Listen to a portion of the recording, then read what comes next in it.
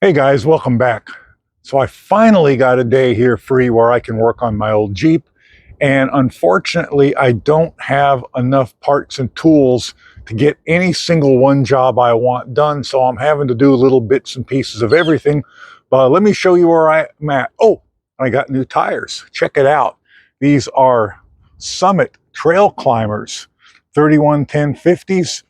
I yanked the wheels off, took them down. I found a sale. I wasn't going to do tires right now, but I found a sale that I just could not say no to.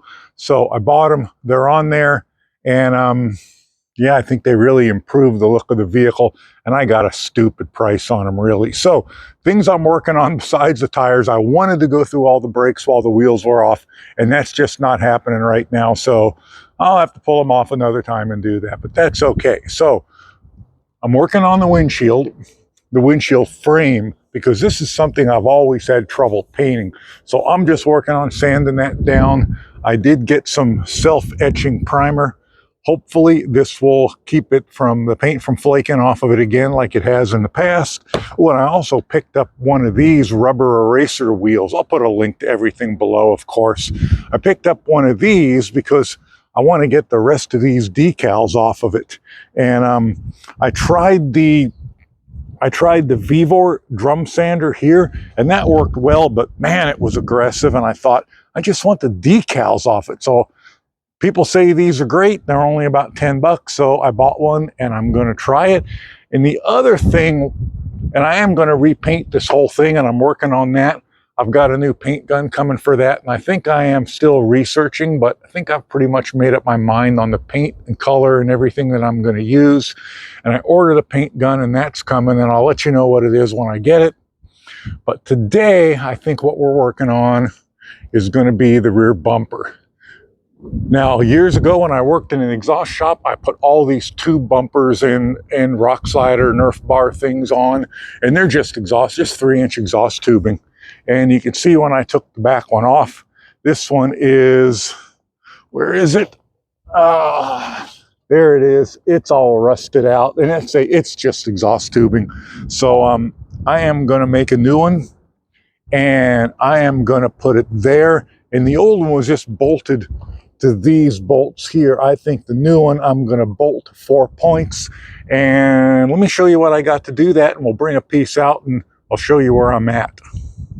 So I bought 20 feet of 2x4 square tubing. This is 120 wall. This is 120 wall square tubing. I had the steel shop cut it in 5-foot lengths for me because nothing I'm doing is over 5 feet. So I have enough in that little pile to do front and back bumpers and both side rock slider bars as well. And I decided on 120 square tubing because I don't want to I know you're all going to tell me it has to be 3/16, but this is way better than exhaust tubing, way sturdier, and I'm not an off-road recovery guy, so I think this will be fine. I actually have another chunk of it back there that I bought previously in case I have to weld anything in or screw up. I bought one of these at Harbor Freight, and I think I'm going to cut a hole right in the center, and I'm going to weld that in like that. But let's take a piece out back. I got one piece I deburred that I can pick up without getting cut. Let's take it out back and kind of mock it up and see what it's going to look like. Okay, another thing I want to mention is this was on it, and that bolted up to that piece of big heavy piece of angle that's bolted to the frame that the old bumper was bolted to, and it stuck quite a ways out the back. And this thing is like, I don't know, 1/2 inch, 3/8 plate, probably 1/2 inch. And I don't need anything like that. I mean, I've never towed anything bigger with this vehicle than a small utility trailer with a dirt bike on the back. And I have no plans on ever doing anything other than that. So this is what I've got kind of mocked up. Now, these pieces down here, and I know I've got black marks on black metal, on black paint, so you can't see it very well, but I need it to stick out from the bumper to this line, enough to get the pin in, and then I need enough to go through the bumper and a little extra for me to weld it on. So this is only really needs to stick out the back of the tube, the vehicle side, more than a half an inch for me to get a weld on, and that's that mark there. And you can see these here I've got. This is the longest one, and yeah, this is Harbor Freight junk. I know, I get it. And then this is the one that normally is mounted on my Grand Cherokee, just in case I need to give something a yank, which I have actually never done. So, I mean, you see that one doesn't even need anywhere near as much. So that's my plan. Some guys space these out from the bumper, 2 to 3 inches. And I've seen it. I don't really completely understand the need for that. And this is still the full 5 foot length. And you can see, I really think that's good. I know some people, angle these bottoms like that. One time I was thinking about doing that. I was thinking about also taking a pie cut, right about there, and taking another short piece and kind of putting an angle that way on it. But you know what? Why complicate it? I don't think it needs it. It's just appearance, and I think it looks pretty good just like that. So I'm going to use this stuff here, and I'm going to cut it to about 3.5 inch lengths. And I am going to use 2 pieces, one there and one there on each side. They're going to be upright. I'm going to tack weld nuts in it, then I'm going to bolt it from the back. These pieces will weld onto the back of the bumper with the nuts welded on, and I can just bolt it in from the back.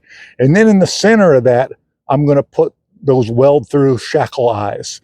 And I got some long enough to go all the way through so I can weld it front and back. And then I'll just make caps and weld caps on the ends, and I'll have that hitch in the center. And honestly, I think for pulling light stuff, I don't really think I need any more than that. It's certainly going to be stronger than the old bumper. Whether it will be stronger than that thing or not, I don't know. Probably not, but I don't really think I need to care about that. Also, at some point, now some of you are going to say, hey, if you actually put a full-size tire on here as spare, and you can see how cracked up this one is, it's old, then this is going to be covered by the tire. But my plan also is to move the spare swivel from the body to the bumper. I don't think I'd put a much bigger tire on this while it was still mounted to the body. So that's in the future, and I can make that any bloody height I want it. So yeah, first thing let's do, let's cut that hole. Let's get that in and welded, and let's get that cut off at the correct length. Okay, as you can probably tell from the shadows, it's getting pretty late on in the day here. I think I'm about done. My back's getting tired. I'm tired. And I'm pretty happy with where I've gotten. Not sure what else I could really do today anyway. But as you can see, I have my piece mounted, and it's just tacked in right now. I'm pretty happy with it. You can see just about how straight a cut that I get with my little bandsaw. But once I get it welded, I'm going to grind that down. I also added a couple welds on this Harbor Freight trailer hitch. I don't know if you can see them there because it's in the shadow. See if the other one's any better. These weren't welded down the sides, only top and bottom, and only partially top and bottom. So I hammered this ring in flush, and I added some more weld in down there.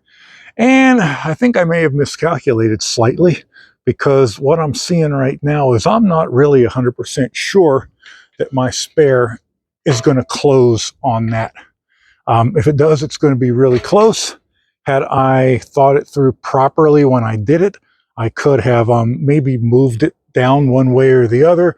But, I kind of like it in the center. I don't think I'd like it off-centered. Would have been okay, but I like it like that. So the spare tire may get moved sooner than I had thought. So what I think I'll do is go ahead and put the mount in for that right now. And I think I'll take a piece of this heavy wall tube and just cut a hole in here and a hole through the bottom, sink this in and weld it, and it'll actually be back in about here someplace so that it's just a little above flush. And then I'm using this stuff because, don't know if I have it on camera so you can see it. There it is. I'm doing that because this one inch bar fits right in it. So I might as well do that now while it's off, because it'll be easy now. Now the next step along with that is putting the actual mounts on. And as you can see, I've laid them out. Hope you can see that. So I've got 4 sets of 2 holes there and there and there and there in that heavy piece of angle that makes up the back of the frame. So I'm going to take a couple pieces of this 1 1/4 inch and I'm going to cut it to 3-inch lengths. I'm going to have 4 of them. I'm going to weld them to the bumper. I'm going to put holes there. I'm going to tack weld nuts on the inside, and that's going to be my mount. And I thought about welding these up solid, but I think what I'll probably do is just 3D print myself some caps for it, because if those nuts ever break loose and I need to get it off and it's just spinning, it'll be easier to pop a cap off and get a wrench in there, or we'll go back in and weld it again than it would be to if I had welded the ends up solid. So that's going to be tomorrow. I actually have to go buy the nuts for this. I guess I'm just going to use 1/2 inch. Think about that when I get down to the store. Anyway, I think that's it for today. We will come back out tomorrow bright and early, and we'll get back after it. So it's another day out working on the Jeep. This is how far we got yesterday. There is my tube with the receiver hitch mounted and tacked in it and cut to the correct length. And here is what I've got today. I've already been to the hardware store twice today, and it's only 1 o'clock.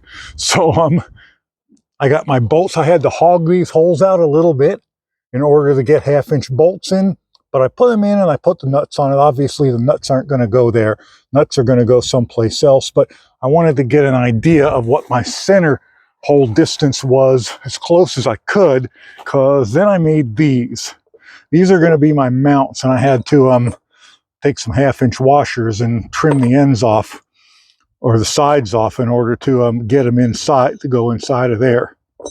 So these are going to go like this, and of course the nuts and those washers are going to go inside. I'm going to get all 4 of them bolted on, and that's going to be fun to do, especially these, because it's hard to get back up in there to hold it. Plus, I got to get the nuts and the washers down in there, which is going to be even more fun. Anyway, I'm going to see how tough that is to do. I'd like to do it this way. If it turns out to be too fiddly, I will have to think of something else. Anyway, then when I get all 4 of those bolted up, I'm going to bring my welder out and I'm going to tack the nuts and the washers on the inside so they can't come loose. And then I'm going to put the bumper up against it, get it lined up and centered and clamp it. And then I'm going to tack the bumper to these. And then I'm going to pull the whole thing back off, because I've got the shackle D-ring mounts coming. I need to cap the ends, and I want to put the hole in it for the spare tire carrier. So I'm going to tackle this first. Let's see how fiddly getting those on turns out to be. Okay, you guys are going to laugh at me, but it took me over an hour to put those 4 pieces on. Probably about an hour and 15 minutes. One turned out to be so fiddly with the washers and the nuts that I gave up, and I took the other 3 inside and I tack welded the nuts, or excuse me, the washers inside these pieces first, brought them back out, and then honestly it wasn't that hard from that point onward. So now that they're on and snug down, I'm going to get the bumper clamped in place. When I get the bumper clamped in place and put everywhere I like it, I'm going to tack the bumper solidly onto these, probably 4 tacks each. And then I'm going to go in here and I'm going to tack the nuts in, and I got to go underneath as well. I'm going to tack the nuts in so the nuts can't come out or turn. And that's probably where I'm going to call it a day, because I've had not much luck getting stuff done today. So anyway, I'm going to do that next. Okay, so I think I'm going to end this one here today. Everything's pretty much solidly tacked down. All the washers and bolts are tacked down. The bumper's tacked down to the mounts. It's squared away. It's leveled, and I lucked out. The spare tire does close. I mean, just barely, but all I needed was just barely. So I'm pretty happy with that. I can pull those 8 bolts out and drop it off, and it will be fairly easy to put it back on, since the nuts and the washers are all tacked into the insides of those mounts. They'll stay in place, and I know everything lines up. And next time I get back out here, and I don't know when it'll be, I'll have the clevis mounts. I can put the spare tire carrier on it, at least a part of the bumper to mount that. And I can weld it all up solid and cap the ends too as well. So we'll get all that done. And yeah, I'll catch you in that one when we get there. Have a great weekend, or I hope you did have a great weekend. Bye for now.